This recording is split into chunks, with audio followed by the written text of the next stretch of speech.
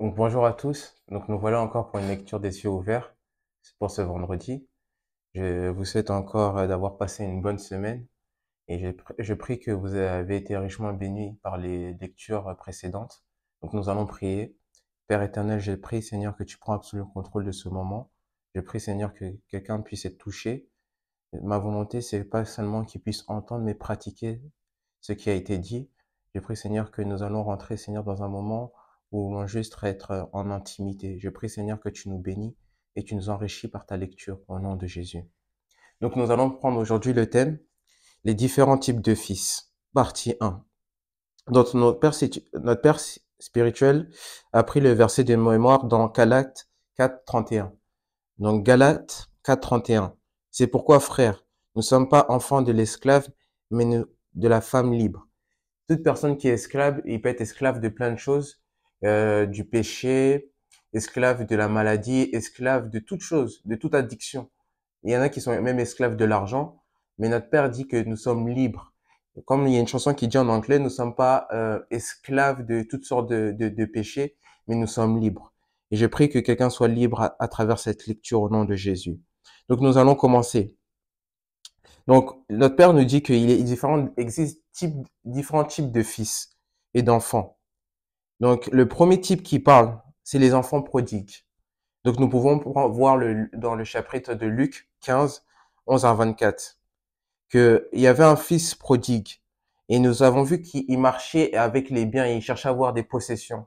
Aujourd'hui, nous avons différents fils et en fait, ils cherchent à acquérir des possessions et même quand ils ont des possessions, ils ont des possessions pour eux-mêmes. Et notre Père nous dit, nous ne sommes pas des fils prodigues, mais nous devons faire attention à des fils qui sont dignes d'avoir un Père qui est aimant et qui donne en abondance. Comme un enseignant, un apôtre va dire que nous ne sommes pas propriétaires dans le royaume. Nous sommes juste des personnes qui acquisent des biens par notre Père. Donc, par la grâce de Dieu, nous allons voir dans différentes façons, il existe différents types de fils. Et il dira aussi que Dieu, il bénit pas pour gaspiller. Dieu, il donne pas juste parce qu'il veut perdre son temps. Donc, on voit dans la parole ou avec différentes personnes à qui il a donné 5 talents, 3 talents, 2 talents et 1 talent. Et nous voyons qu'il donne en cherchant à avoir une récompense, quelque chose en retour. Personne n'investit de l'argent et il a rien en retour. Il espère avoir une rentrée avec son investissement. Donc, c'est la même chose que Dieu fait. Quand il donne pour avoir quelque chose en retour, des intérêts. Donc, nous voyons que notre Père nous dit que nous ne devons pas chercher des fils prodigues, cherchant à avoir des possessions et des choses dans ce monde, mais nous devons regarder à des choses supérieures, des choses spirituelles. Et après, il parle d'un autre type d'enfant. Donc, il parle de l'enfant qui est insensé. Donc, les enfants insensés, c'est des enfants qui sont généralement aussi irresponsables. Et toute personne qui est irresponsable, il peut pas avancer dans ce royaume. Il faut être responsable de ses actions, de ses actes, de ses paroles. Donc, toute personne qui est insensée, la parole dira, il y a qu'un fou qui peut dire qu'il n'y a pas Dieu. Nous voyons dans différentes expériences de notre vie qu'il y a Dieu à travers la façon il nous a guéris, à travers la maladie, à travers certains péchés, certaines addictions. Et nous voyons que c'est Dieu parce que nous pouvons faire plein de choses, nous pouvons consulter, même si cela c'est très bien, mais nous savons que c'est que Dieu qui peut avoir cette aide et cette solution divine. Gloire à Dieu. Donc vous pouvez lire aussi dans Proverbe 17, 25. Et il dit que nous ne devons pas chercher à être l'un de ses enfants, ni le fils prodigue, ni le fils insensé. Et nous voyons que celui qui est insensé, comme je dis, il dit toujours qu'il n'existe aucun Dieu. Et en disant cela, il devient une personne corrompue. Et donc, une personne corrompue, c'est quelqu'un qui a reçu plein de choses, comme c'est le cas d'une prostituée, elle a reçu plein de trucs de sortes de choses dans sa vie. Donc, elle devient corrompue, elle est plus incorrompue, elle devient corrompue. Donc, elle est plus saine. Et nous voyons, c'est parce qu'elle a reçu plein de choses en elle. Et nous devons chercher à être des personnes intègres. Et il dira aussi, je ne causerai jamais de chagrin à mon Père céleste. Ça, c'est la prière de notre Père spirituel. Et nous devons avoir cela. Nous devons être comme notre Père spirituel, qui est un exemple et un modèle dans sa vie et à travers son expérience avec Dieu. Et il dit aussi dans Matthieu 3, 16 à 17, la parole, elle parle de mon fils bien-aimé, en qui j'ai mis toute mon affection. Donc nous savons que Dieu a mis toute son affection en nous.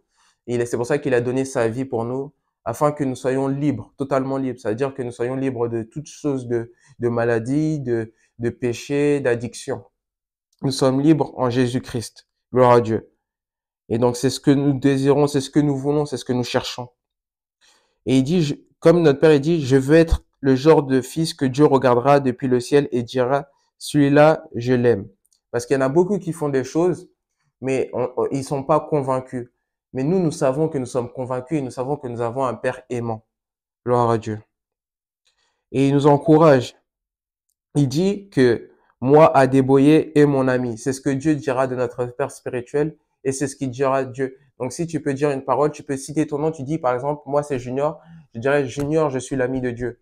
Et en soi, tu es vraiment l'ami de Dieu. C'est un ami avec qui il a mis toute son affection et qu'il a aimé. C'est pour ça que Jésus-Christ est parti à la croix.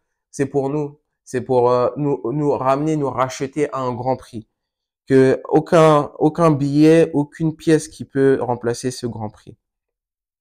Et il dira à la fin que j'arrive, il dira, vous pouvez dire qu'il deviendra un fils bien-aimé de Dieu, ainsi que son fils par le temps qu'il est prêt à passer en sa présence. La présence de Dieu, c'est là où nous sommes comme dirait la parole, notre chair est faible, mais l'esprit vivifie. En fait, notre esprit vit à travers cela, à travers la présence de Dieu. C'est là où nous rentrons en communion. Ce qui est, comme dirait Dr. Miles Morrow, il dirait que la prière, c'est ce qui ramène une intimité. C'est une sorte d'intimité avec Dieu. C'est le fait d'être en communication et en communion avec Dieu. Et en même temps, ça touche son cœur. C'est pas juste d'être en communication, ni d'être seulement en communion, mais c'est de toucher le cœur de Dieu. Amen. Et il dira, le genre de fils qui aspire à une communion étroite avec Dieu et désire le plaire en tout temps est du nombre de ceux qui ne se contentent pas de lire la Bible, mais aussi de l'étudier et de la méditer quotidiennement, afin de mieux connaître Dieu et se rapprocher de lui. Nous pouvons seulement connaître Dieu quand nous passons du moment avec lui. C'est comme ça qu'on connaît une personne et il nous encourage parce que si nous ne connaissons pas la personne, nous allons être surprises de ses décisions, surprises de ses actions. Mais si nous savons comment la personne est, nous allons pas être surpris, mais nous savons que notre Père, il va prendre cette action, il va prendre cela. C'est pour ça que des fois, la prière, la louange et même l'adoration, et même le jeûne que nous passons à l'heure actuelle, ça nous rapproche de Dieu. C'est-à-dire nous rejetons toutes sortes de nourriture pendant une période pour se consacrer à Dieu. Et c'est ce que notre Père nous encourage à faire, c'est d'être en communion étroite avec Dieu, mais aussi de rester fidèle à sa parole. Donc dans la méditation, dans le jeûne, dans la lecture quotidienne. C'est pas juste de faire une fois toutes les 2 semaines, une fois par semaine, mais c'est quotidiennement. Comme dans la prière de notre Père, il dira, donne-nous notre pain aujourd'hui, quotidiennement. C'est-à-dire que faut avoir son pain chaque jour. C'est pas pour le lendemain. Gloire à Dieu. Donc, nous arrivons à la fin de cette lecture des cieux ouverts. Et il dit le point clé, c'est les fils grandiront pour devenir les bien-aimés et les amis de Dieu. Aime rester dans sa présence pendant de longues heures. Quand nous sommes dans la présence de Dieu, nous regardons pas le temps parce que le temps, c'est rien comparé à Dieu dans sa présence. Nous savons que Dieu, il est capable de racheter et nous savons qu'il est capable de donner. Donc, nous savons que le temps, ça a rien à voir dans sa présence et nous ne devons pas regarder à ce qu'on nous faisons dans notre monde circulaire. Quand nous sommes dans sa présence, c'est des choses spirituelles que nous cherchons. Donc, je prie que vous ayez été bénis par cette lecture et je prie que Dieu nous enseignera encore davantage à rester dans sa présence. Donc, nous devons chercher à être des fils bien-aimés.